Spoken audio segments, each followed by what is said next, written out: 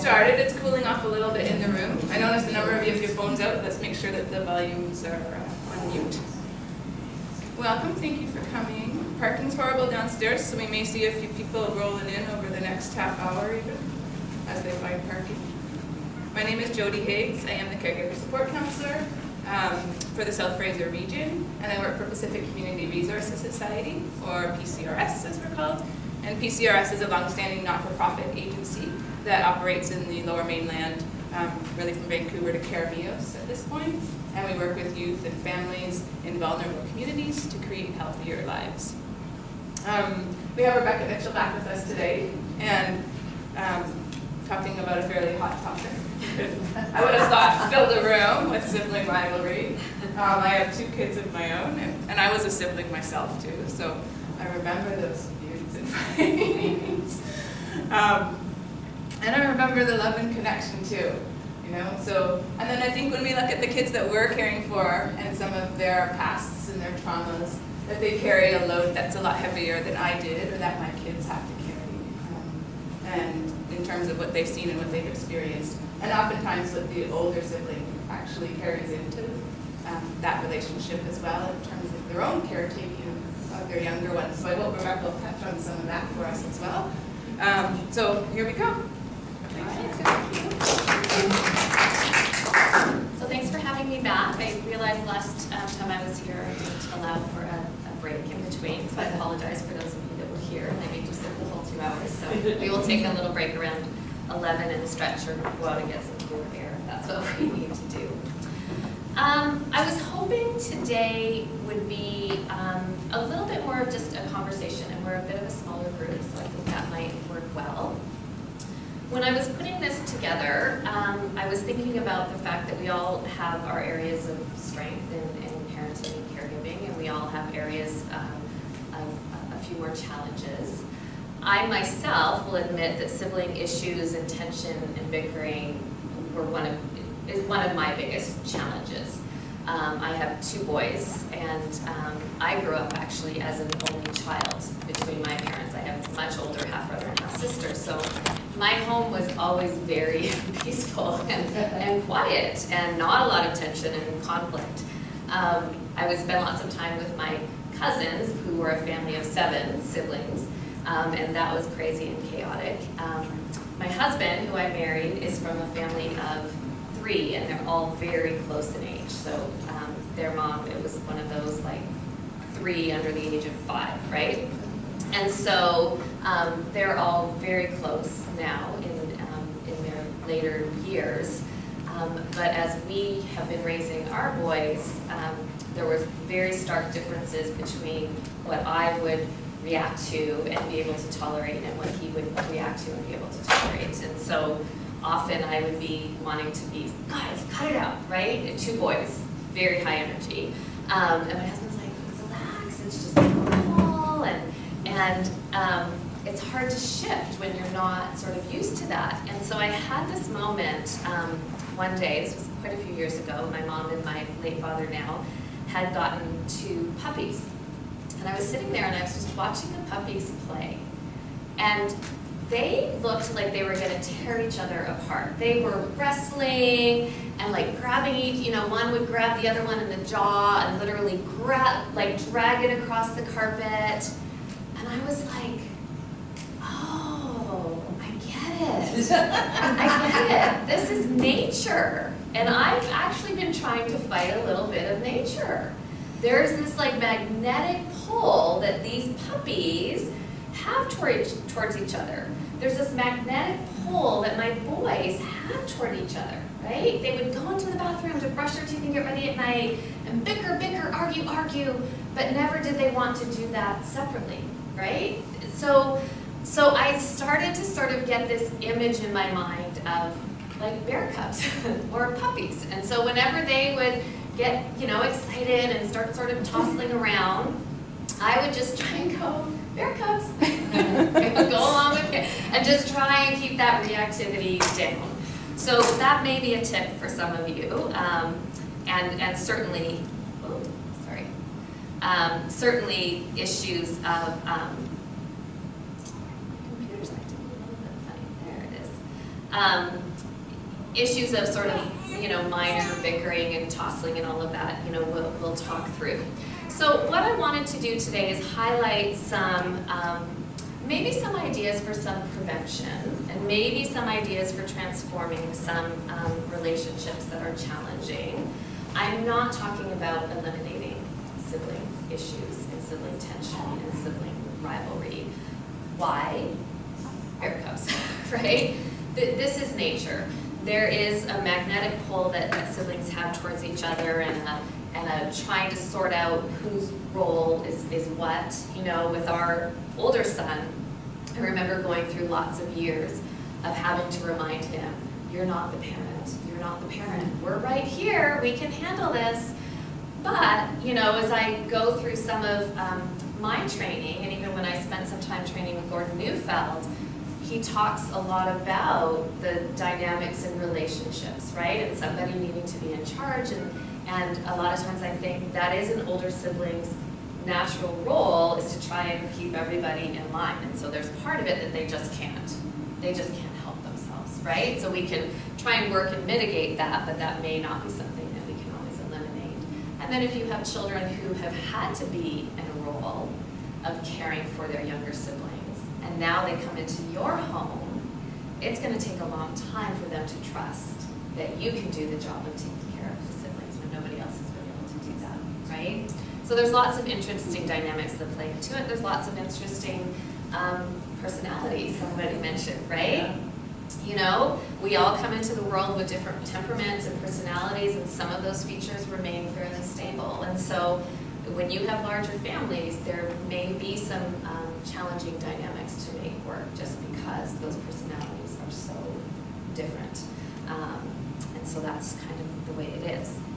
How I wanted to start is to think a little bit about what did we think it would be like having multiple children, siblings in our home. And I want to reflect a little bit on some of the challenges and opportunities. I one time had a mom come into my office and just very sort of overwhelmed and disappointed, and has 3 beautiful children. But she said, I really honestly pictured having this family of my 3 siblings sitting around peacefully doing crafts. And I don't know what rock she crawled out from under, but that was really sort of how she entered into her role as a mom and having several children.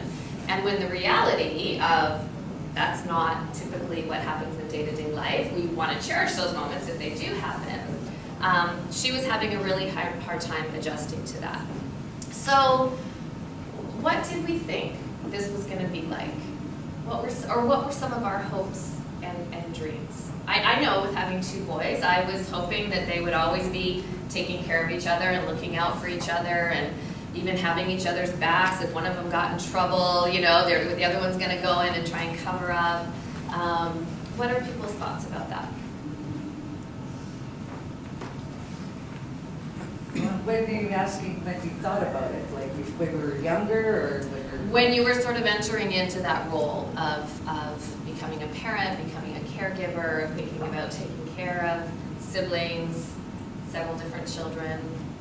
we started out, 5, and then two boys, we then stopped, but then there was another boy on the way, so. Okay. Yeah. But no thought could handle it, because I came from such a large family. Yeah. That I wanted to have a larger family. Yeah. So you thought it's going to be no problem. I know what this is all about.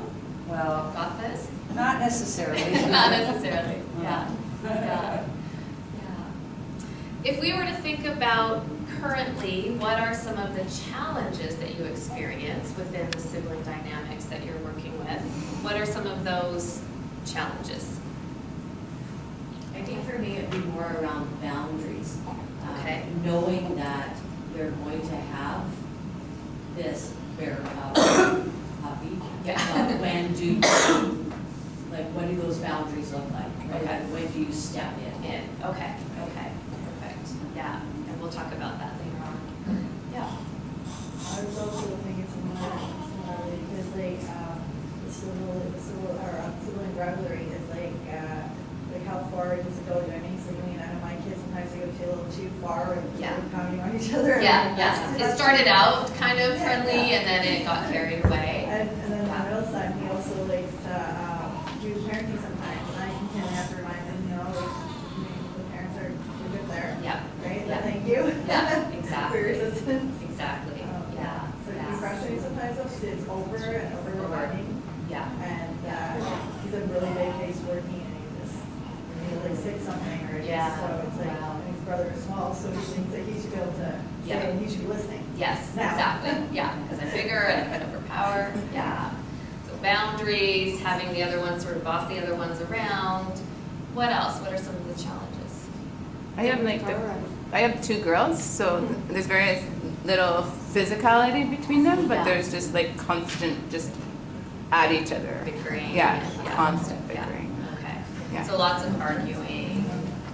I had 2 boys in my home, one long-term and another one came in, but they lived together previously in another home. There was actual physical violence that I had to, Okay.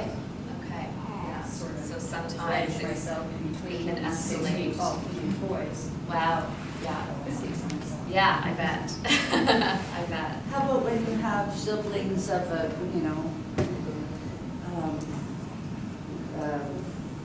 special needs, and they're just not well equipped to understand what's going on for their, needs of for their their brother or sibling. sister, right? Yeah. Yeah. They just don't get it, Yeah. you know? Absolutely. Yeah. It's Yeah. really challenging. That is a big challenge. That is a big challenge. So lots of challenges come within the sibling dynamics.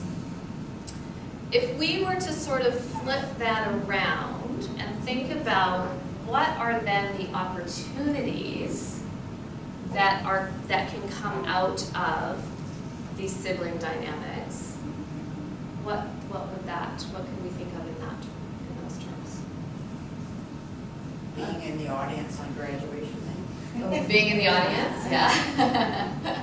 Experiencing a different type of bonding than from your parents. Okay. Like, they really do have a different type of relationship. Yeah. My 3 boys are just like, they're solid, Yeah. They're in their 20s now and Yeah. just, Yeah. wow. So opportunities to have close relationships And like you say, have each other's back. and count on each other. Yeah, and they'll tell each other like it is, right? Yeah. They won't BS each other. Yeah, exactly. When I think about opportunities that come from siblings being together, multiple children being together, I think about there's an opportunity to develop a sense of thinking of others, right? There's an opportunity to develop problem-solving skills. There are opportunities to learn how to work together. Yeah, against mom and dad. Yeah. It's still working together. Oh. My boys are both in French immersion, and I had this like little fantasy that they would like try and pull something over on me by like talking in French when I wouldn't understand them. Neither one of them would speak French when they were home. So, learning to communicate, right? We have to learn to communicate when we're with other people. Learning to express our feelings. Learning to adapt to things that don't always go our way. That's a huge thing that we want children to start to learn when they're little. Sharing things, sharing attention, delayed gratification, that can come into play. So there are lots of positives that can potentially come out of the challenges and the little storms that we have to endure, right, as caregivers. So I just wanted to sort of set up that framework. Now, one of the things what I wanted to go through today is just some ideas, and we can have conversation about some actual ideas on how to approach sibling issues. And some of this is probably things that you have seen before, especially if you've seen other presentations by Dr. LaPointe or anything by Dr. Neufeld. But I just wanted to give some ideas in here in terms of what's important in the relationship aspect. Is the idea of collecting and connecting children, right? So when we talk about getting the eyes, the smile, and the nod, this is something Dr. Neufeld talks about quite a bit when he talks about collecting children before directing them. And what he's talking about is when you focus on collection, you focus on engaging the relationship, that sort of gives way to some more natural sort of power for direction, right? And how I really understood this is, especially with younger children, especially with children that have more stressed out brains, with children that don't yet trust, is that they're not able to be in relationship and be into something else at the same time, right? A young brain's not able to do that. So for young children, when we talk about collecting before directing, we talk about engaging. If you're sitting on the floor and you've been building blocks for a really long time, and I'm over here and saying, we need to get up and wash our hands, or whatever it is, you're not gonna really be that responsive to me, right? Because we could have a positive relationship, but we're not engaged in relationship. And so if I'm able to come over and say, you've been building blocks for a really long time, and you just smiled at me and you nodded, and now we're engaged in relationship, right?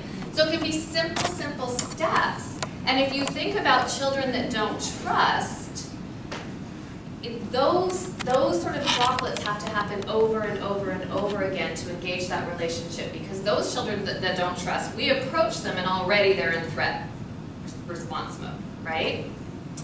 So just something to think about in terms of when we do feel that we need to intervene or influence or direct or guide, that's a really good principle.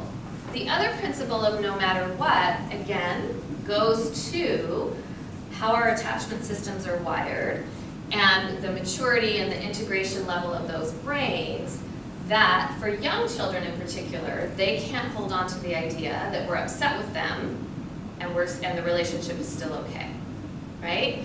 So children need to feel to their core that the relationship will survive no matter what. And again, when we're working with children that don't trust, that's you guys you're experts on, this is long-term work, right? To develop this. When we're working with kids that are a little bit more sensitive, my youngest son is very uber sensitive, and so when this concept really started to make sense to me and I would need to approach him about something, I would actually start out with saying, we're okay, and we need to figure this out, or I need this to get done. Or if the relationship seemed to have a bit of a rupture and he was having a reaction to that before I would go in and deal with whatever it was that we needed to deal with, I would just focus on the fact that we're okay, right? So that's really powerful, because when they feel that the relationship is okay, the brain registers safety, and when the brain registers safety, it comes to more of a place of emotional rest. The other concept that we talk about a lot is being, now this is hard with those older siblings, right? I'm the parent, I know how to do this, and they sometimes don't even really listen to that. But when kids feel like, I've got you, I know what you need, I can take care of this, that's a really important message. And the idea of being in charge in a caring way. Then I'll move on to strategies, but one of the things that I want to explain about this is we taught, and this isn't a workshop on discipline, but I think this is an important concept, especially when we're dealing with siblings, is that, we have lots of conversations about, do we consequence, do we not consequence, we don't want to separation-based parenting, blah, blah, blah. But as adults and caregivers in the life of children, they need us to be in charge. They need to know that we can do the job of taking care of.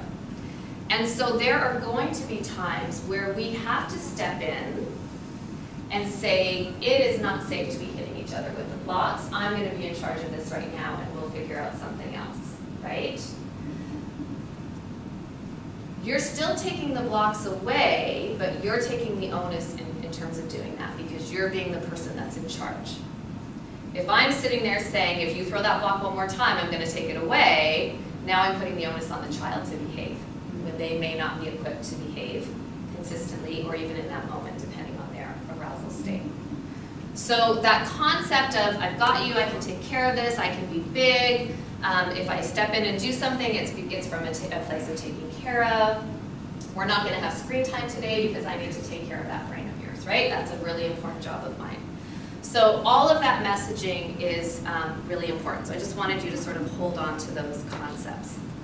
Now, finding our way through, I don't really believe in reinventing the wheel, because there's a lot of wheels out there. This information is taken from AHA Parenting, which is a really good site, and so there is a whole article that goes through all of these ideas that you can just get on her website for Dr. Laura Markham. She is a psychologist and is definitely one of our sort of people. She's very connection focused, and so we often share ideas. She actually wrote a bit of a, I don't think it was the foreword, it might have been part of the foreword for Dr. LaPointe's book, Discipline Without Damage. So we're all on the same page. So rather than reinventing the wheel, I'm just gonna talk through some of this. So what I wanted to talk through are, these are just some ideas. Some of them are gonna make sense, some of them we're gonna struggle with a little bit, and maybe we can have some conversation as we're talking through some of this. Okay. So the first one has to do with teaching skills to get along. And think about, well, what does it take to get along, okay? So first of all, acknowledging feelings or wants, giving words to the emotional experience, helping to organize the feelings, right? So when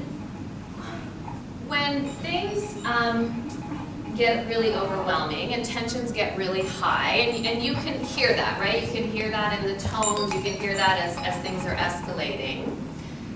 Part of being able to teach to get along is being able to express and acknowledge what's happening, right? So if we think about, children come into this world with the ability to feel all of the different feelings that we have, the capacity of all of those different feelings.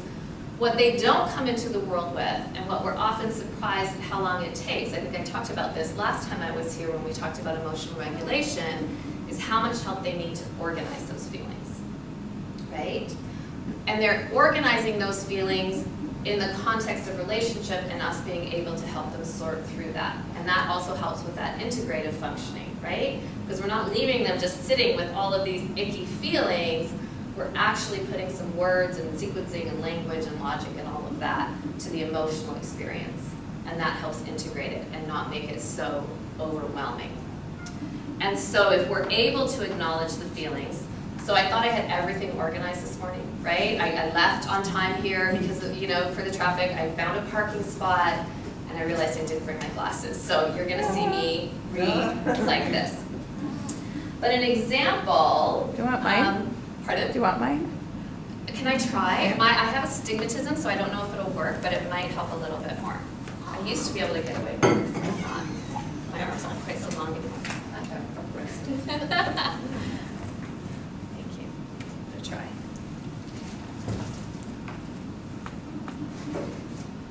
Oh, that's so much clearer. Thank you. Okay. Do they look cute though? They do. They really do. So if we think about acknowledging feelings or wants, we can sort of describe, for example, you wanted your brother to stop pressing your nose, so you pinched him, right? So we're first sort of stepping in and you're sort of like being a sports commentator, right? You're going play by play. And so you're talking about what happened and just describing what happened rather than first off going in and saying, we don't do this and no, why are you doing that? Then we move into setting the limit, right? And how many of you are familiar with Circle of Security parenting? Okay. So Circle of Security parenting is an attachment program. And one of the things that they have in there is sort of everything you need to know about attachment in 25 words or less. And the first part of that is always be bigger, stronger, wiser, and kind. When possible, follow the child's need. When necessary, take charge, right? So following the need in that moment would be stepping in and organizing feelings, right? Children would be at the bottom of the circle in that moment when tensions are rising and they're fighting. And then we need to switch into when necessary, take charge. And so part of that can then be about setting the limit, right? No pinching, pinching hurts. And if the pinching continues, I can see you're having a hard time getting your body settled down, I'm gonna help you out with that, right? So you may have to remove, but you're doing it in that very caring for, taking charge of kind of way. Does that make sense? And then starting to teach some alternatives in terms of what else to do. Not that it always works. I always say, sometimes I think we set kids up. You know, I have this one little guy who's very literal. And all the adults are like, this is what you need to do on the playground, and this is what you need to say on the playground. But do you think the other kids on the soccer field are going to listen to him? No, and so he gets really frustrated. Anyway, but we can start to give them that language, but also recognize that they may need our support even if they're using that language, right? So we've acknowledged the feelings. You wanted your brother to stop pressing your nose, so you pinched him. No pinching, pinching hurts. Tell your brother, stop touching me. And so you're giving him an alternative of what else to do. I also think sometimes about, Gordon Neufeld talks about the mother goose stance. When young children aren't yet equipped to think of others and take somebody else's perspective and get along, and they have a connection with us, we can sort of step in and have them follow our lead, right? When I want somebody to stop touching me, this is what I do, and then I move my body away. Or when I want to turn with a toy, this is what I would go ahead and do. So you can start to model some of those alternatives when those things are happening. Make sense? Yes, question? Just when the older sibling decides that he wants to be the role model for the younger brother, and you have to watch this hockey game, or do what I say, kind of thing. Yes. That's where it gets a little. Yeah. So how would we acknowledge that? So an older brother wants little one to watch hockey game, and little one has absolutely no interest in watching the hockey game. What if we were acknowledging the older brother's feelings or wants? We might say, I understand that you want to see that hockey game. However, your brother's going to come upstairs with me and watch his basketball game. yeah. Or I understand you really want your little brother to watch it with you, right? He likes basketball and you like hockey. We don't force other people to do things they don't want. Yeah. This is what's going to happen. But stepping in and acknowledging that sometimes is enough to sort of bring some of that tension down, because, it's like, okay, you get what's going on for me, right? And again, that's another opportunity to help them develop the skill to think of others. Not everybody loves hockey, or not everybody feels like watching hockey at the same time, right? So, you have certain ideas, and other people have other ideas. Your brother has other ideas. So there's an opportunity there, right? Okay.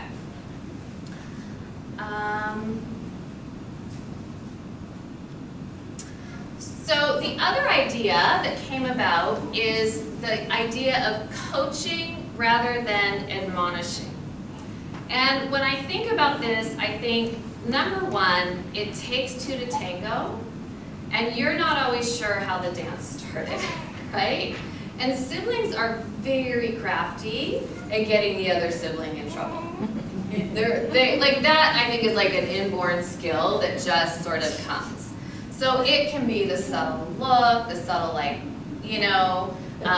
knowing if I screech just a little bit higher, mom's gonna yell at Johnny rather than me. All of that, they seem to have all of that figured out.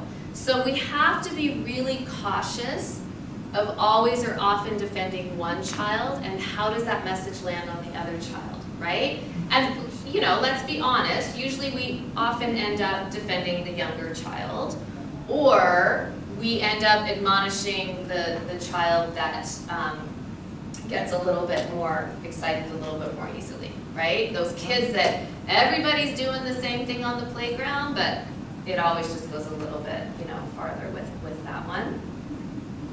So rather than thinking about that, because tensions may worsen with that approach, right? I did have I had this little boy, and it's interesting, sibling dynamics. Older sibling had autism, we discovered, and his little brother, and so parents had brought the little brother in for some counseling, and it was so interesting. He said to me so honestly, he goes, I don't really understand it, because every time there's an issue, it's always my brother that gets in trouble. I can do something, but I never get in trouble. Like, he was so aware of that, right? And then I thought, well, if you're aware of that, how's your older brother feeling in terms of that dynamic? And then what does that do for sibling relationships as time goes on, right? You're really kind of inadvertently pitting those children against each other.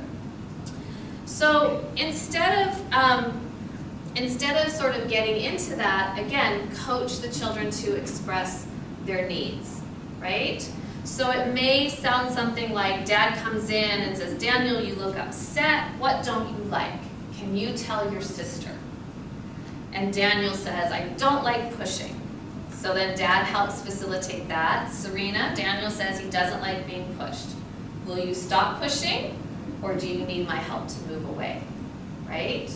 So dad's there again, helping develop those skills of communicating, expressing your feelings, letting other people know, but acknowledging that it doesn't always necessarily help to have the other siblings stop, so I still may need to step in and take charge in that way.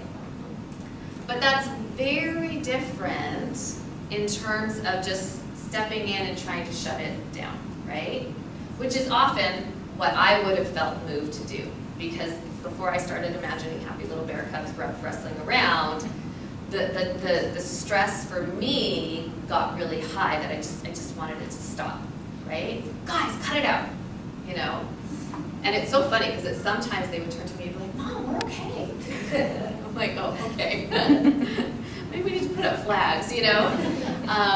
But anyway, so again, finding ways, I think, to ground ourselves in those moments, to then go in and help provide some of those skills of what the kids need, can create some really important opportunities to help kids learn those, develop those skills. Thoughts, questions about that? None of this is easy, by the way. I meant to give that disclaimer. None of this is easy, and I don't know how to make it easy because I don't think it's possible. It's doable, but it's not easy. I know many of us, you know, let's say they were fighting over a toy or whatever, and then you just go in and grab it. Nobody gets it now, that kind of, Yes, rather than yes. acknowledging anything. Yeah, it's true. But that's about our own stress, Well, of course. right? You know, that's about our own stress. Yeah. And there's some days where we might just step in and say, this toy's gone, because maybe we didn't sleep so well the night before, or something else is going on, and that's okay. We don't have to do this like every single time, right? But it's nice if kids have this opportunity to have the trust that they can express their feelings and have the trust that somebody is going to come in there and sort of take care of things. That they don't necessarily have to survive in the jungle of siblings on their own, right? Yeah. I'm learning how to say, did you hear what I said? Can you tell me what I just said? Yes. Because for my age group, we weren't asked those questions. You just No. did, right? Yeah. So I'm learning Yeah. as well as Yeah. everybody. Exactly. Well, we're also learning that some kids aren't always processing the information that we say, right? Again, it depends on you know, if their brain's in survival mode, they're not going to take in a lot. So sometimes we have to find ways to check in. The iPad is one of those things that takes their. Oh, the iPad is, yeah, there's no getting in there if the iPad's on there, for sure. We're older grandparents in their 70s. We have a grandson that we have, he's just young. He has school friends to play with. Yeah. His sisters are like 24 and 18. So Yes. there's this big Yes. thing, and then there's, Yes. you know, so sometimes trying to make situations where he can be with the kids. Yes. Right? So Yeah. we're just keeping him in good things. Mm-hmm. neighborhood group thing with boys, and he's a big one. Yeah. Very tall, he's a little Yeah. chunky. And his friends are all little Chinese people, Uh-huh. which I'm not saying that to be a prejudice or anything, because I No, no, love no. them all, they're all sweet. Yeah. And to watch them is really something, and there's a young boy who's older than Kenny, and his brother is younger, 25. Yeah. And Kenny has a tendency to step into Yes. the older brother's thing and tell him, Yeah. like, the last phrase we heard when they were over at the speaker was, "Don't you be a little hard on him? How old are you?" Yeah. I thought, this is parenting going on. Yeah, It's not yeah, a parent. yeah. So, it's, and he's such a good kid, so we Yeah. don't have it. But he is experiencing a lot of, right? In school, in neighborhood, in group settings. You don't have to have siblings to learn this. I mean, I think I share pretty well, and I can take other people's perspectives pretty well. And I, grew up as an only child, but was always in group settings and school and with family and, that sort of Yeah. thing. So lots of opportunities. And I think too, when you see the kids playing out in the neighborhood, the other thing to be aware of is that, in relationships, somebody is meant to sort of be in charge and somebody to depend on. Yeah. And I think we don't realize that when we put a bunch of same-age children together and we tell them to all get along and think about, somebody's meant to kind of be the leader of the pack and others to sort of follow along. So sometimes we set kids up for things that they're not even really wired to do. But that's our society. So let's talk about the toy that we just want to go in there and grab sometimes, because I think this is a really interesting concept. And I think that we're going to have some sort of a few struggles with that. But the idea of self-regulated turns, not forced sharing. Now I remember when my oldest was little, and my girlfriend at the time had a stopwatch. And so if we were in playgroup and the kids were struggling with, about sharing a toy, she would just pull out her stopwatch. And she would say, "Okay, Nick, you get the toy for 5 minutes, and then you're gonna give Seamus a turn for 5 minutes."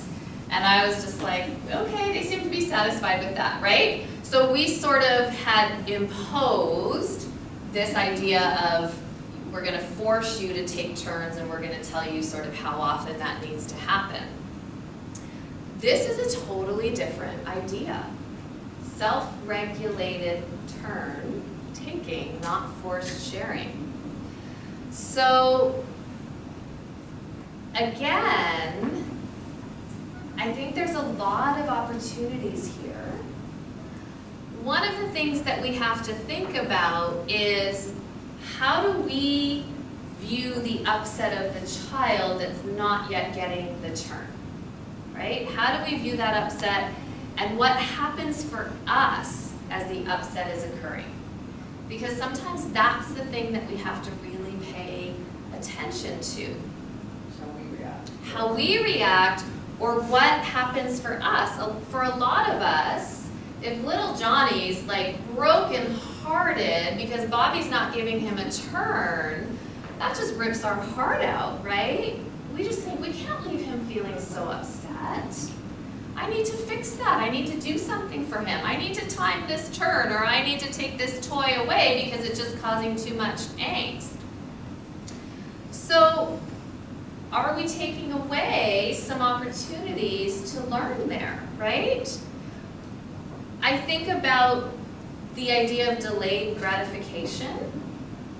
Like, that hardly exists anymore, anywhere in our society. For any of us, right? We can get information in a snap. We want something, we look up at Amazon Prime, it's at our house in 2 days, right? like where is there really delayed gratification? That especially our young children, they hardly even know that concept. So this really if we can find a way to tolerate the upset, support the upset, here's an opportunity for delayed gratification for young children. Here's an opportunity to actually foster generosity in the other child, right? Without us telling them they have to be generous. This gives them an opportunity to sort of pause and reflect on, if they're there yet developmentally, reflect on what's happening for the other child, right? So I want the toy, but Johnny also wants the toy, right? And be able to reflect on that. It can actually lessen conflict. How would that make sense to you if we said it can lessen conflict? I think one child would take the lead and say, okay, well, I'm gonna have it for the first 5 minutes, and then I'm gonna give it to you, Yeah. thereby leaving you out of the mix. Exactly, right? So if we think about what kids learn from forced sharing, sometimes they learn if I cry loud enough, Yeah. I get what I want, even if somebody else has that. How does that then land on the other sibling, right? Does that lessen conflict or increase conflict? Parents are in charge of who gets what and when, and it's arbitrary, depending on how dramatically I beg for my turn, or whether or not mom or dad has had a good night's sleep the night before, or what else is going on in the house. Like it's just sort of arbitrary. So that leaves us with a little feeling of uncertainty, not predictability, right? And when we're raising kids that are having a hard time trusting, we want things to be as predictable as possible. And so it's interesting to think about that, we're well intended in trying to force that sharing, but that's not really what's sort of coming about. The other thing that can be learned from forced sharing is my sibling and I are in constant competition to get what we need, and I don't like him. And nature takes care of the constant competition. Like even without us fostering that, there's competition within siblings, right? So the other thing it can learn is I won, but soon I will lose again, right? I better protest loudly when my turn is up to get every minute I can. If I make my parent miserable, I'll get more time with the toy. Makes the kids sound a little bit evil that they're processing that. But it's just sort of what they land. So certainly if we think about it from that perspective, it doesn't help lessen conflict when we bring in that idea of forced sharing, right? So what is it that kids can learn from self-regulated turns? I can ask for what I want. Sometimes I get a turn soon, sometimes I have to wait. Everybody gets a turn sooner or later, right? So now we've learned that we've been able to experience delayed gratification and learning some patience. We've been able to support adaptation. I don't always get what I want right away. How do we best support that adaptation? So if our role as a caregiver is not to shut down the upset because the child didn't get what they wanted right away, how do we support that adaptation so that they can truly start to kind of build some resilience and become adaptive from those experiences? What are your thoughts about that?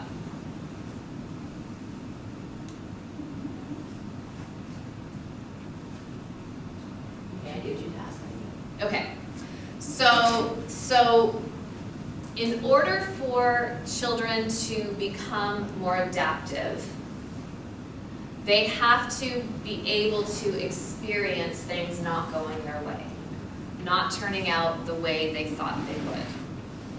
What's our role in helping to support their brains to learn that? And offer a different choice. A different choice? Yeah, like you can play with this toy, Okay, right? Something else to occupy them, and when Yeah. they're done, then you can have your choice. okay. But So so being far- able to show that Yeah. sometimes when we can't get our way, we can be flexible in Yeah. that, okay? You had an idea? By saying no sometime and stick with your no. Yeah, yeah, okay. I think part of our role is letting them feel their feelings. Like, Yes. it's okay to feel upset and mad about it. Yeah. Acknowledge And it. Yeah. then we'll Yeah. get through that and then. Exactly, or- exactly, right? Yeah. And all of those are really important points, right? Children need to know sometimes that no is no, and they need to come up against the futility of that. They need to know that they could have other choices in those times, and they need to know that we can handle all of their feelings, right? And the role of adaptation, so I go off on these tangents because I wasn't even gonna necessarily talk about this, but I think it's important. The role of tears, and I can't remember if we talked about this last time, for those of you that were here, is so important, right? And even if we think about the children that come into our care, you can't develop a strong connection, a strong attachment, unless you feel, right? And when kids come in, they come in these hard little hardened, armored beings at times, right? Because that's what they've had to do to survive. And so that role of tears and being open to feelings and communicating that we can handle all those feelings is really important. And what's even more powerful that I learned, again, this was going back in my training with Gordon Neufeld, and just transformed how I responded to my uber sensitive son. Because he just naturally becomes defensive when he feels vulnerable, right? And what I learned about the process of adaptation is that when something's not working out for us and all that frustration comes into our system, a lot of energy goes towards trying to change it, right? So I'm gonna get louder, I'm gonna make mom more miserable, I'm gonna try and threaten my sibling or whatever it might be. When we register that futility that no is no, this is Johnny's turn, and when he's finished, whatever that may be, then that will be your turn, right? When that message comes really clear and that brain can register that, it activates a gland that releases tears, sometimes on the outside, sometimes sadness on the inside, but you will feel a shift in energy. And so what happens is the brain registers futility, and now all of a sudden I go into the relaxed part of my brain, and what my brain's registered is this didn't work out, I didn't change it, and I survived. And that's adaptation, right? And when that adaptation gets supported by allowing those feelings to happen, not shutting them down, then so that's a big part of our role. Not every single time, because we all have busy lives. But if much of the time, some of the time we're able to do that, that makes a really significant difference for children.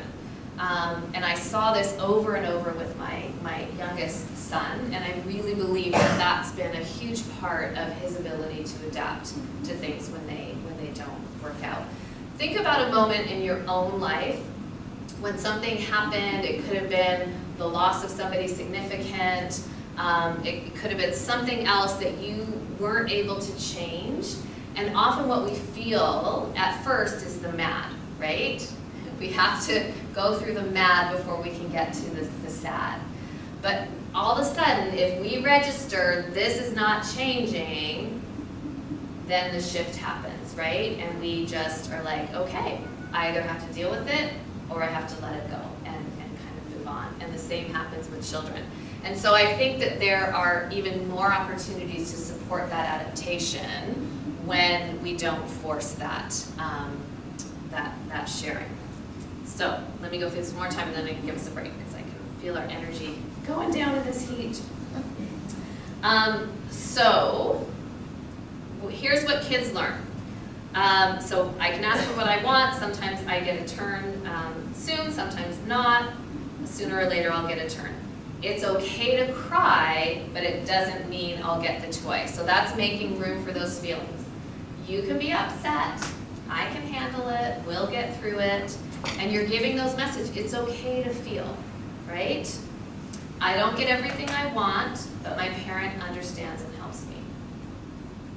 After I cry, I feel better. It's true, right? Most of us feel a little bit better after we have a good cry. I like the feeling when my sibling gives me the toy. I like her. When I'm done with the toy and give it to my sibling, I feel good inside, and some of that generosity starts to bubble, right? So again, if we think about Gordon Neufeld and sort of the idea of drawing on positive intentions, that's what we're doing here, right? I'm going to count on you to let Bobby know when you're finished with the toy. He really wants to play with it. You're not telling him he has to do it, but you're saying, I'm going to count on you to do that. So let's take our 10-minute break. Move around, open the door. Okay. Yeah, you're good. All right. Okay. Everyone have a seat again in our very warm environment. I may stand over this vent because I think it's cooler. So don't get freaked out if I get too close to you. Thoughts about some of the things we discussed in the first part?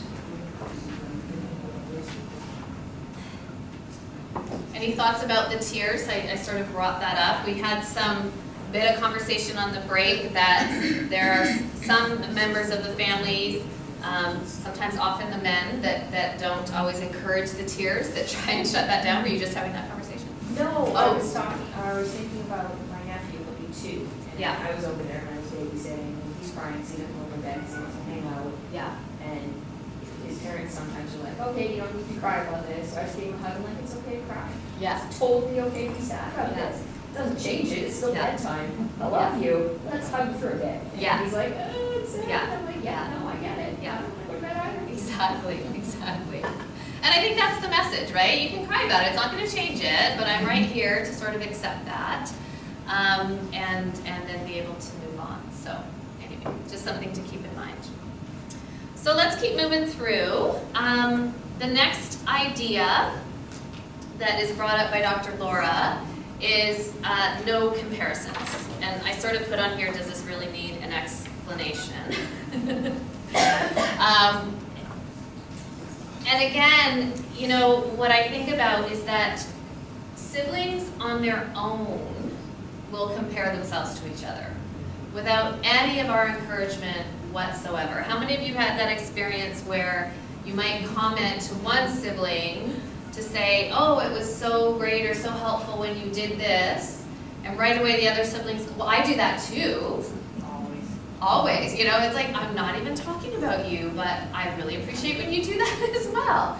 So without even consciously making comparisons, they already are starting to compare themselves. Was there a hand up there? No. Okay, sorry. And so I think we just have to really be careful of that. And even, you know, recently my girlfriend, so her oldest is a year and a bit out of high school, and her youngest is in grade 12. And oldest always struggled a little bit more in school, male. Youngest daughter, very driven, very marks focused. And so she had brought home a report card in Liv's grade 11 year, and my girlfriend posted it up on the refrigerator. And I just thought, I wonder how that's landing on Nick right now, you know? And she was just proud and you know, all of that, but I think we have to really sort of keep that in mind in terms of what happens. And so, you know, if we're really being blatant about comparisons, we may say something like, why do you give me such a hard time about brushing your teeth? See how your sister just opens her mouth? Have any of us ever done that? Why is this so hard for you, right? Again, you might think you're motivating the child. That's probably our intention. But what the child can hear is that his sister is better and you love her more, right? So when we talk about this, you know, set whatever limits need to be set without reference to the other sibling. Even positive comparisons can backfire. When you say something like, I wish your brother would just sit down and do his homework with no fuss like you do, saying this even out of the earshot of the son, the daughter might think, I'm the good kid so mom loves me. I always need to be a good girl to be loved, right? How many of us think about larger families and all of those dynamics? Ultimately, there's kind of the one that struggles and the other one who sees the struggles and feels like they have to be good all the time because they don't want to cause any more problems to the parents. There was a median team years ago. And the first thing was always, well, Mom always liked you best. Yes, yes, yeah. And again, if we think about it, kids can easily land in that place because when they're younger, they can't integrate the idea that you're happy with their sibling and you're still happy with them at the same time, right? Or you can be happy about different things. So that's just something to really sort of keep in mind in terms of any of those comparisons, right? Or you can be evil, like me, and buy a picture frame that says mom's favorite, put your own picture, and just put it at your mom's house so your brother notices. Or you can do that. That actually sounds kind of fun. How's your brother doing these days? He's good. Is he? He's Okay, good. I good. remind him that he's the lesser child periodically. All right. Okay. You're the older one? Oh, yeah. Okay. See, so you're just doing your job to keep him in line. Yes. Right. There you go. And he'll be in therapy for 10 years blaming you instead of his mother. Maybe. Sometimes on Facebook, he's like, well, mom likes me best. I'm like, clearly not. She had me first. You're my favorite one. Don't you be older than me? Oh. Here's another idea that clearly this has not been playing out just yet. Now, I love the idea of this idea. I could never see my boys engaging in this idea. So I'm going to put it out there because I think it's a lovely idea.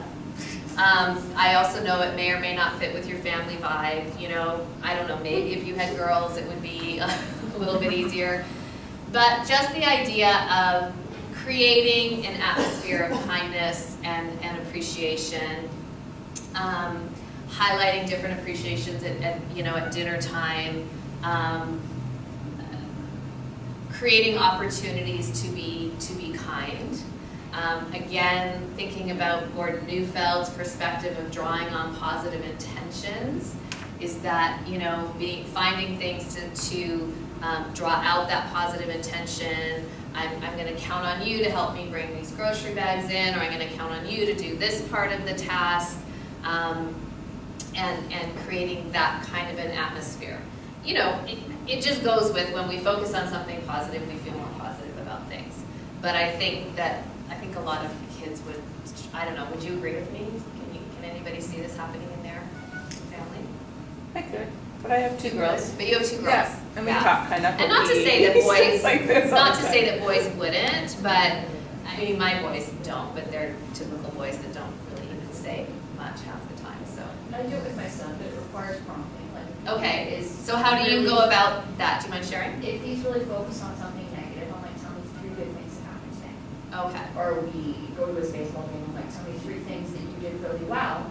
yeah, And what's one thing you'd like to do different for next time? yes, yeah, okay, that's great. Like for my kid, we keep at school, he sometimes struggles with his emotions. Uh-huh. And so, but he'll so yesterday was an example. He's like, Mom, I had a really tough day at school. I had lots of meltdowns. And I was like, Hayes, I'm really proud of you for being so honest. Right? Let's go talk to your teacher and figure out what's happening. We've talked and had a conversation with her, and it's like him, coming up against that futility of no. Yeah. Right? Yeah. And being a Exactly. super hypersensitive kid. Yeah. So being able to do that, yeah. The other thing I think about in terms of this is at times, even if we can point out the positives, I remember years ago, my oldest is out, he's first year university now, so it's actually pretty quiet around our house. I have to say I miss the bear cubs running around, although he'll be home in a week or so I'm sure I'm going to have 14 and 19-year-old bear cubs running around my house again. But I remember years ago, and they're 5 years apart, so they would sort of go through stages of, kind of hanging together and then not having much to do with each other and hanging together and that sort of thing. So we'd gone through this period of them not hanging together that much. And one day they were out in the garage and I was like, oh, wow, this is great. They're, actually kind of doing something. And they were out there playing for a little while, and all of a sudden I hear my youngest, it's my skateboard, get off of it. And he starts that whole yelling, right? So I go out and I'm trying to do it looks like you don't want your brother to be on your skateboard, which wasn't actually his skateboard, it was actually his brother's skateboard, but anyway, that's beside the point. Looks like you're pretty upset, come have a seat with mom, let's talk it out.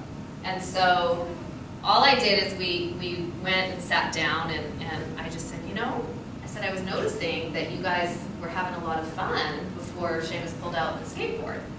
And he's like, yeah, and I said, it seems like it's been a long time since you've actually been able to hang out and play together. Yeah, I said, so you were hanging out together, you were having lots of fun, and then it didn't feel so fun when Seamus wanted to ride your skateboard. No. Okay. And all of a sudden he just gets up and he goes back into the garage and he had no worries about his brother riding the skateboard, which wasn't even his, that he hadn't even ridden for 2 years, right? We talked about that. Yeah. I don't want it until you have it. That's or, right. Yeah. So there's that sort of dynamic. But it was being able to kind of, again, create that integrative thinking. Sometimes it works out and sometimes it doesn't. But, when it feels like it's not working out, you just get stuck in that. So I think sometimes being able to highlight these other things helps build some of that integration. Well, you just deflect their thinking too, Yeah, those aha moments, right? exactly. And again, it all sort of runs around with our thinking. This is something I have to work on quite a bit. I grew up in California, and so living in Vancouver, which is the most beautiful place on the earth, but dealing with the rain, and as I get older, it gets a little bit harder and harder, right? So you can get really stuck on, oh my gosh, it's raining again, and I try and focus on the fact that at least we have water, right? Especially with some of the things that are happening in the world right now, even in California, but in other parts of the world. That there seems to be this endless supply, and I really should just be appreciative of that. Maybe my skin will look a little bit better when I'm older because of all the rain. So if we can kind of highlight that, that helps. So also sort of creating a sense of team effort. And I think how you go about this varies, right? So when I think about this, there's different ideas, right? There can be the sense of acknowledging teamwork, trusting on the fact that they're going to be able to work it out, and maybe communicating that, going to count on them to both find a way to work it out.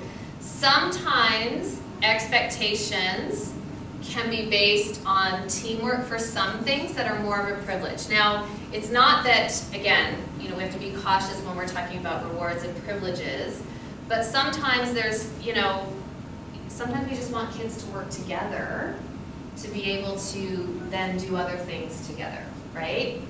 So I'll say sort of, full disclosure on this. I think that, even Dr. Laura talks about not being a fan of rewards in general, but maybe finding some opportunities to reward teamwork between the siblings. So maybe trying to make the kids partners and avoiding fights with each other. She talks about setting up a cooperation jar, those kinds of things. If, expressing appropriate feelings, they're able to sort of gain some rewards. I'm still a little bit hesitant about that, but you can sort of think about what that might look like. I think about times when car rides were really challenging, right? And was there something that could have happened at the end of the car ride that may have been motivating them to work together for that car ride, right? Or times when dinners became a little crazy because they were just in that really silly boy stage of, but kind of verging on inappropriate. And so, you know what, guys, if we're gonna have our whatever, our game time or our TV time this evening, I'm gonna count on you both to stay settled during dinner. We're not gonna talk about bathroom talk, we're not gonna do, blah, blah, blah. I need you both to get along on the car ride on the way home before we're able to do that. So sometimes, again, if you can just encourage, like putting the onus on them to try and work it out, sometimes they do sort of step up to the mark, right? Thinking about neutral responses. Again, it takes two to tango, and we don't know how the dance starts. So a lot of times, if we can walk into a situation with neutrality, rather than our preconceived judgment or focusing on who's yelling the loudest or who's crying on the floor, then that also gives a sense of a team effort, because they sort of learn that you're not going to step in and divide. Does that make sense? Yeah. Okay. The other one is valuing personal space. So I think this is really important, because I know for myself, after about 4 days or so, sometimes a bit less depending on who, of having company, my bucket starts to really empty, right? I've kind of had it with sharing my space, with doing all of this kind of stuff. And so I think often about kids, and I think about kids that are in school, 6 hours a day, where they have to get along, and they have to share, and they have to think of others, and they have to negotiate, and they have to do all of that. And then kids that come home, and they have siblings, and they have to think of others, and they have to share, and they have to be together, And sometimes we just need a break from that. So I think it's important, if we do communicate, that we can value personal space and get a break from too much sharing. Get a rest from the demands of being together, and recognizing all of the energy that takes. Creating private spaces, tents, or secure storage for younger siblings, or designated areas. When I had my oldest son, my girlfriend and I decided we both just went back to work part-time, and we decided to share childcare. So it was like I had twins, right? So at that time, maternity leave was only like 7 months. So I went back to work when we went back to work when the babies were 7 months old. And for years, really until they went into kindergarten and even beyond, we shared childcare. So at one point, we always would have 2 siblings. Well, they were like siblings, the way they grew up together. And so I would always sort of notice at a certain point in the afternoon, they needed, neither one of them napped anymore, but they needed quiet time, right? They needed that space from each other, and if I didn't build that in, it would make for a really, really challenging afternoon. So I think sometimes we have to be able to recognize that that's needed. Different personalities, different temperaments, right? Some people re-energize by being with other people, some people re-energize by being on their own. So how can we create that expectation? And know that they can have a space that is their space, right? Or even secure storage from younger siblings. Why is it that they would have to share everything that they have with their younger sibling? Is that really fair? Like, do you want to share your really favorite sweater with your sister? No, I don't want to do that, right? So I think it's, that's important that we sort of think about that and value that for siblings. And the last one that Dr. Laura talks about, and I'm going to go into some other things, is really just that idea of loving each one best. So strengthen your relationship with each child. So what is that, those things that you do with each of the child? Trying to build in some one-on-one time. We had this conversation in the break about, sometimes divide and conquer, right? And everybody, notice when, everybody's together in the family, it can be a little crazy and chaotic. And then when you sort of separate out players, it just creates some sort of, some peace at times, right? And some one-to-one time. And think about, what is it that you have, what are some sort of common connections that you have with each of your children? And they're gonna be different. Our oldest son, he's a pretty chill, mellow guy. He and his dad had a really strong connection over reading, because my husband would, well, we always read to him, but my husband sort of continued that on with him after our youngest was born. And they read together till he was like 12 or 13, because they would get into these series and novels, and they both would love it. My husband always coached his hockey teams growing up, right? Our youngest son comes along. He's little Mr. Energizer Bunny, can hardly sit still to read a book. So that was not their sort of connection. Their connection, he doesn't like the organized sports as much, so my husband wasn't able to coach his teams, or he played baseball, which my husband knew nothing about. So, they sort of developed other connections with that. So it's important to think about, what can I connect with that child over? What's their thing? Showing delight in each child, that's a really, Circle of Security program talks about, that's a foundational part of building secure attachments, is if you can show delight at the top of the circle when the child's out exploring and everything's going well in the world, and when you also can show delight at the bottom of the circle when things aren't going so well with the child. We need to show them that we delight in them when they're happy and when they're struggling. And when a child feels that there's at least that one significant person that just absolutely loves them and delights in them, that helps build those relationships. Showing empathy so emotions can be expressed, and loving guidance instead of punishment. And we talked about that, and that is really that sort of stepping in and taking charge in a taking care of kind of way. When you need to set the limit, you set the limit, but you do it from, it's my job to take care of you, and this is why that's happening. Okay. Any thoughts about those 8 things that we talked about? Yeah. I just wonder, because your kids are older. Yes, they are. I've survived. I think. Yeah. The 14-year-old's a little challenging. Getting up in the morning for school is always a challenge, right? Yes. One child is better at it than the other Yes, one. yes, I just don't know how to do it lovingly. yes. Without saying, come on, we gotta get going That's here. really hard. That's really hard. My oldest was horrible to get, but he was like this from a baby. He was the baby that would be awake till 10:30, 11 at night and sleep till 8, 8:30 in the morning, right? And that sort of stayed through. So going through those 13, 14, 15, 16 years was really hard. And I struggled at times because I thought, am I supposed to be setting limits? And if he doesn't get up, then you don't get your cell phone, or you're just going to be late for school. And I kind of finally landed on, I was like, developmentally, he's just not capable of getting up.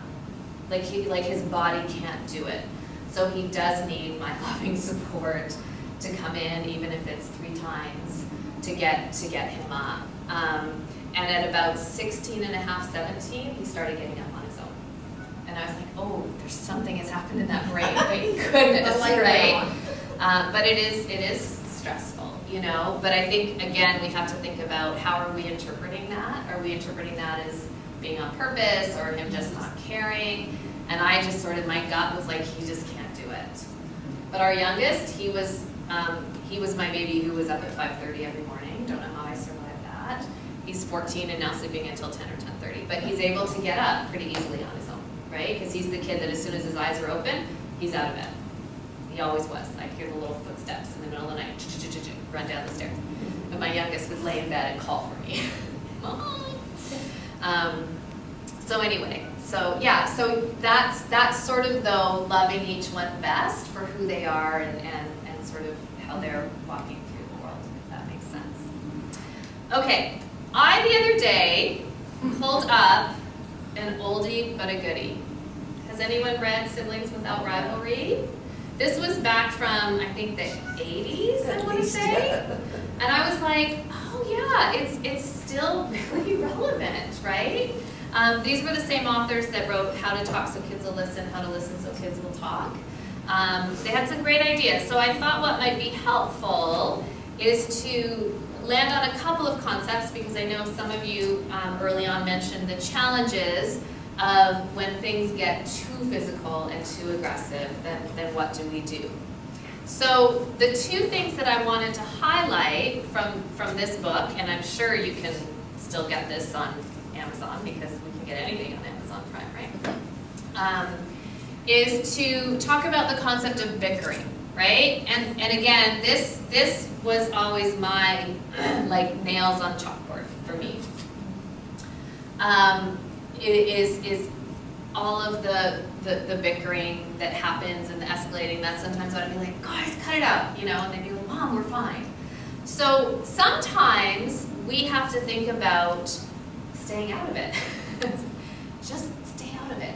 Just think, happy little bear cubs, romping around in the woods, la la la, you know, it's sort of that la la la, just drowning it out and let them work it out themselves, because a lot of times they will. Not every time, but a lot of times they can start to work it out, right? See it as children having an experience in handling their disagreements, and not necessarily something that you have to step in and fix, right? Sometimes they will come to you with some of those problems. I remember this moment years ago. I think my boys were like, I don't know, 4 and 9, probably something like that, 5 and 10. And they were in the living room playing, and my little one, Liam, comes running into the kitchen, and he's like, Seamus won't give me a turn with the truck. And I just said, oh, it's so hard to have to wait for your turn. You really want the truck, and it feels like your brother's never going to give it to you. And he's like, yeah. And then he just runs out in the living room again. And there was no problem. And eventually his brother gave him the truck, right? So sometimes we don't have to step in and intervene, right? We often have to be there and support and listen, possibly, or we just let them work it out, right? And I don't. They do by negotiation. That's why they learn They a lot of do. that skill. Yeah, they do. I used to listen in. Exactly, and sometimes we have to be careful because we might not agree with the negotiation. Don't the older siblings are quite crafty in what they'll negotiate, but you know, give them that opportunity, right, to figure it out. So that's all fine and dandy, but what happens when that bickering starts to escalate and becomes more? And here are some more steps that we need to take on. And I'll give you some examples. What I love in this book is they do little cartoons from the child's perspective. I've seen it's so powerful when you can hear what the kids are thinking. So when the bickering escalates, and you feel like if I don't step in, this is really going to turn into something else, here are some steps to think about. Going in and acknowledging their anger towards each other, right? So I can hear you're both getting upset with each other. I hear really mad voices. Listen to each side with respect. So you tell me what happened, you tell me what's going on. Really listen to that. Reflect back some appreciation for how difficult that problem is. And then express some faith in their ability to work out a mutually agreeable solution. And then leave the room and see what happens, right? So what is it that children can learn from this? So let's go through this little cartoon. Here's an example of some unhelpful responses to kids who are fighting. This is what we tend to want to jump in and do because we're feeling irritated about the fighting, right? So dad comes in, 2 little boys are fighting. Stop it, you two, stop it this minute. One child thinks if I stop, she'll get her way. The other child thinks if I stop, he'll get his way. Another response that we might say is, who started it? I want the truth. Right? No child under the sun is ever going to give us the truth. They give us their perception. And of course, the one child says, she did, I was only blah, blah, blah. And the child says, he did, I was only blah, blah, blah. So we're setting up, pitting against each other, right?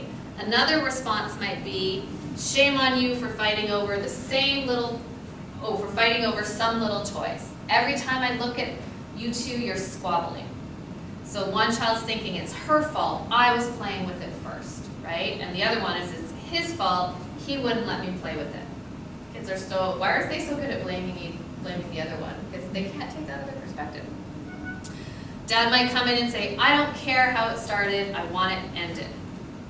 And the one child's saying, like, at least let me explain. And the other one's thinking, listen to my side, Daddy, right?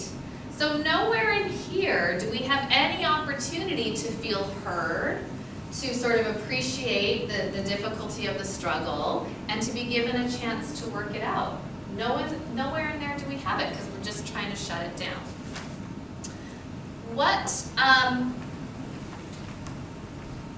There's some other examples here.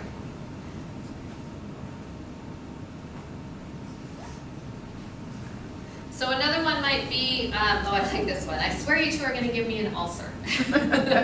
One kid thinks, he always says that. The sensitive kid thinks, I'm making Daddy sick. Right? You're too old for these toys. Give them to your sister. Find something else to play with. The older kid thinks, but that's not fair. The younger kid thinks, Daddy always sticks up for me. Right? Why can't you both share? You'll see you'll have more fun if you play together. One kid thinks, I don't want to share. I want to make my own zoo. The other kid thinks, oh good, now he has to let me play. Right? Dad might come in and say, I'm taking these toys away. You can both go to your rooms. One kid's thinking, she always spoils things for me.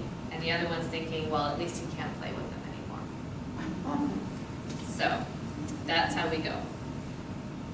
So what would be some helpful responses, and what might it look like for kids sort of working it out?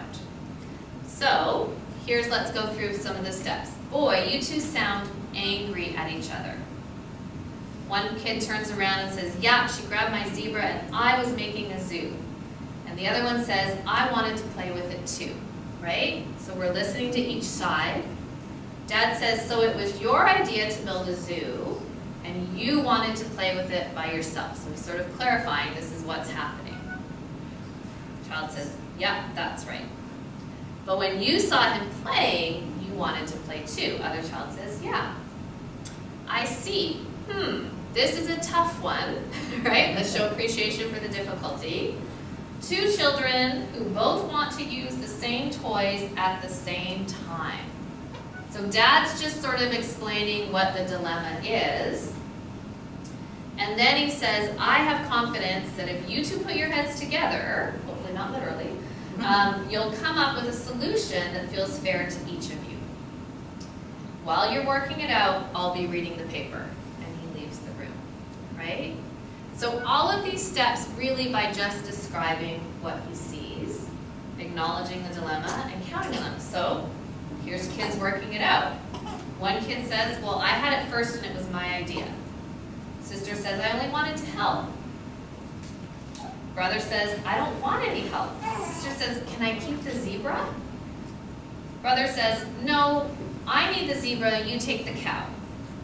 Sister says, I need some blocks for a barn. Brother says, you're a pest. All right, here are 3 blocks. We'll disregard the pest comment. Sister says, my barn is all done. Can I watch you now? And brother says, yeah, but don't talk. So it's not like this happy picture of them like building the zoo together, but they've worked out a solution, right? Because they've been given that opportunity. Now, sometimes it still doesn't work out, right? Sometimes somebody can get really stuck, somebody can get really escalated. So what do we do when the hurting actually starts to happen? And here's where we need to step in and be really big, right? Bigger, stronger, wiser, and kind. So we step in, we describe what we see, we establish the limit, and we separate them. And this is an example of being in charge, taking care of things and setting limits from and taking care of perspective. So when that is happening, here's what it can sound like. I come in, I see one boy on a chair about to throw a truck. So you're not coming in and saying, don't throw the truck. You're saying, what I see. And another boy about to hit with a baseball bat. And both of them are furious. So that's just describing what you see. Now when you come in, are you going to come in a really quiet way? I see somebody on a truck about to throw, or a chair about to throw a truck. No, you're going to come in a big way, right? This is what I see. Your voice is going to be noticeable. Establish the limits. This is a very dangerous situation. We must have a cooling off period, right? Because what's our number one job? Protect safety, right? Quick. You to your room and you to yours. Okay? So we can perceive that as separation based, or we can perceive that as taking in charge and doing what needs to happen to keep everybody safe. And again, there's neutrality in that, because you're not saying anything about what one did or about what the other did. You're just describing what you see and what needs to happen for the safety. Not as a consequence. Not as a consequence. It's just setting the limit that needs to happen, right? Everybody needs to stay safe. That's my job. And when we are able to do that with a certain stance, that kids are able to then fall into our care a little bit easier, right? And there's nothing to argue, but he did that, but he did that. None of that matters right now. What matters is that everybody stays safe. Cooling off period needs to happen, right? So those are some of sort of the steps that I wanted to highlight from this oldie but goodie book in here that might be a good reference for people. And there's lots of other sort of preventative things in here around that. But that's the gist of it for today. I know we have 10 minutes. We always like to end with remembering we're not managing inconveniences, we're raising human beings. Even though some days it can feel inconvenient. But anyway, just some thoughts for you to take. Questions? Yeah, I just wanted to say that, should I be concerned that my youngest is always the one to kind of give in to it? So whenever the bickering's happening and I come in and do a little bit of coaching, Yes. and then I step away, Yes. I'm like 99% of the time, she is saying, okay, so we'll watch what you want. Or, okay, here you go, I'll go over here and do this now. So she's in this constant mode of protecting her older sister that drives me crazy. Yeah. What do you think? What do you feel the younger one might need in those moments?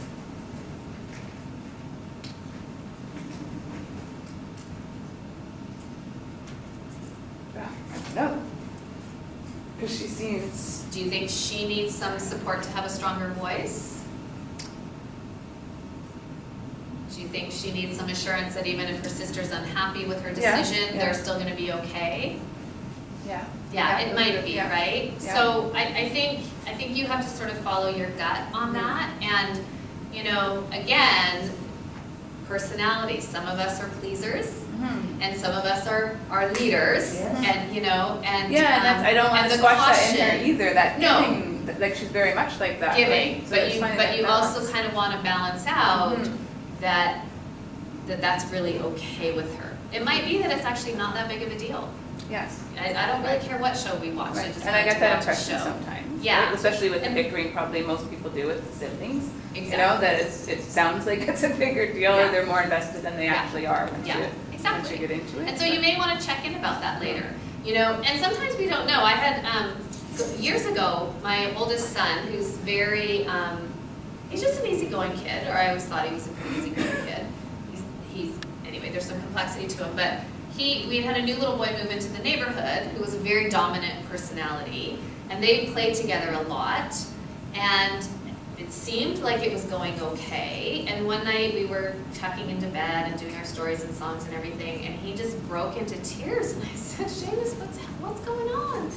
And he's like, why do I always have to do what Reed wants to do, and Reed never does what I want to do? And I had no idea, attitude parent, I guess, that he was feeling that way. So, so it might help just to kind of check in. You know, I noticed that you tend to be a little bit more flexible than your sister. I'm just kind of, well, how do you feel about that? You know, are you doing okay with that, or are you feeling like you're not really feeling heard or respected? And then if she's feeling that way, she might need a little bit more support in those negotiation processes to say, you know, I'm noticing that you know, there's a little too much flex, one-sided flex. Yeah. Yeah. Or how about even talking to the older daughter and saying, could you maybe, you know, let your sister have a choice once in a while? Yeah, yeah. It would be really big of you I and think- sure of you. I think those conversations sometimes need to be private away from the other Yeah. one. Absolutely, but Yeah. yeah, separately, Yeah, right? exactly, yeah, to see if even the older one can take on the perspective of the younger Yeah, one. that's right, yeah. Exactly, yeah. Yes. For my situation, it's kind of a little bit escalated. So my older one is 15, almost 16, my younger one is 12. And my younger one is like, yeah, how come I'm the only one who is giving? How come everybody is away all the time? And now at this point, he doesn't like to be around any of my older Oh, one. yeah. He's blaming me for everything. And Okay. and he's not listening to me. So Yeah. he's making negative comments about Andrew. Yeah. He's saying, oh, I'm the good boy. Like he's saying. So yeah, I'm doing this.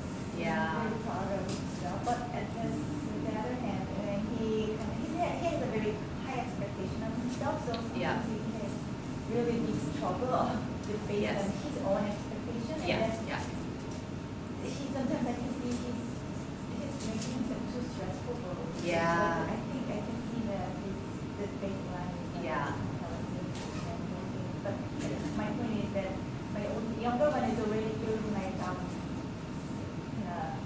because but the kind of negative feeling towards that. Yeah. So, yeah. Yeah, that's hard. You know, sometimes I wonder if connecting with the older one to help sort of build his perspective taking, or even thinking about how he would want his younger brother to feel about him.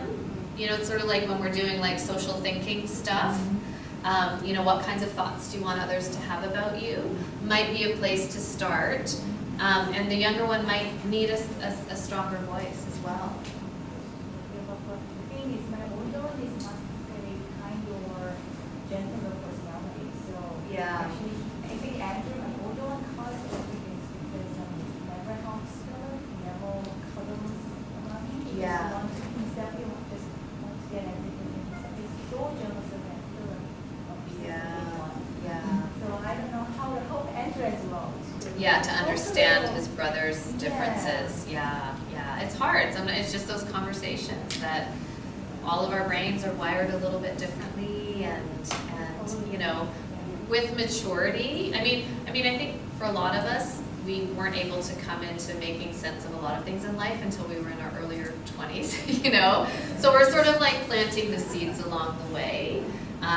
For the kids that we're caring for, and hoping that they then can look back and have that perspective and, oh, now I understand why he responded those ways, or why, you know, that happened.